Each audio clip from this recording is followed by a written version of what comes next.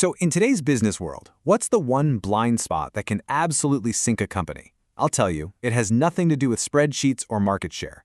Today, we're diving into why having a global perspective isn't just some nice leadership perk. It's become a straight-up survival mandate. Let's just start with this blunt reality, right here. A narrow focus, being totally locked in to what's right in front of you, is so much more than a blind spot. It's like you're building a ceiling over your own potential. And in the world we live in now, so interconnected, that's a liability you just can't afford.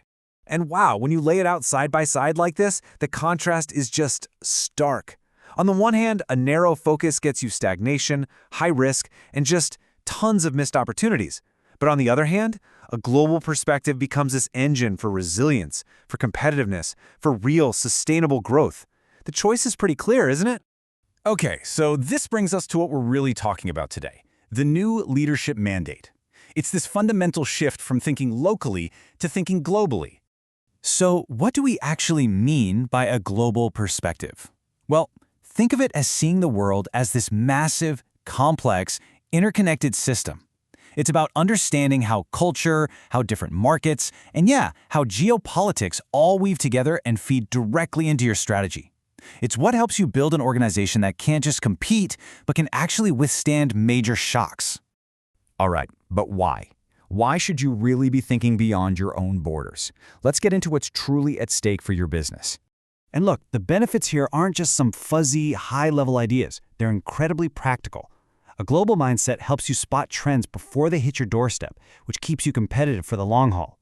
It builds resilience because you're not putting all your eggs in one basket.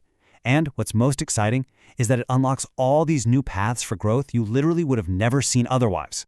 And let's be crystal clear about the alternative here. This isn't just about missing out on a potential upside. No way. In today's world, failing to see that bigger picture, well, that's a critical vulnerability. It is an active threat that can undermine everything you've worked so hard to build. So we get the why now. Let's move on to the what. We're going to deconstruct the anatomy of what we're calling global sight. It really boils down to these three pillars. First, you've got to understand cultural nuances, all those subtle but crucial differences in communication, in values, in what customers want. Second, you have to be able to adapt to diverse markets, because a one-size-fits-all approach is pretty much doomed from the start. And third, you have to constantly keep an eye on geopolitical shifts. We're talking trade deals, new regulations, political instability, stuff that can rewrite the rules of the game overnight. Okay, so theory is great, but now it's time to pivot from perspective to actual practice. How do you take all this insight and turn it into real-world action? This is the key question, isn't it? It's one thing to have this grand perspective, but how does that actually change the decisions you make day to day? How does it really impact the way you lead your team and your entire organization? Well, here's how it actually breaks down. When you're talking strategy, it means you're balancing those big global goals with very real local needs. For operations, it's about seeing supply chain risks coming before they blow up into a full-blown crisis. And for market expansion, it means you're making smart, informed choices, not just, throwing a dart at a map and hoping for the best. So as we start to wrap this up, let's focus on the payoff, on what you will see, because this is really about fundamentally expanding your own leadership vision.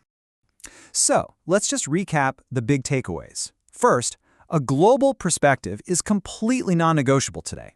Second, it's built on those three pillars: cultural, market, and geopolitical awareness.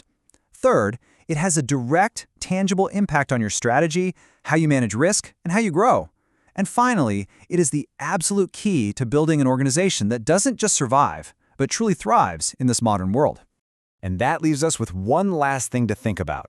You see, the first border you have to cross, it isn't always on a map. Sometimes it's in your own mind. So the question I want you to take with you is this: what border will your perspective cross first?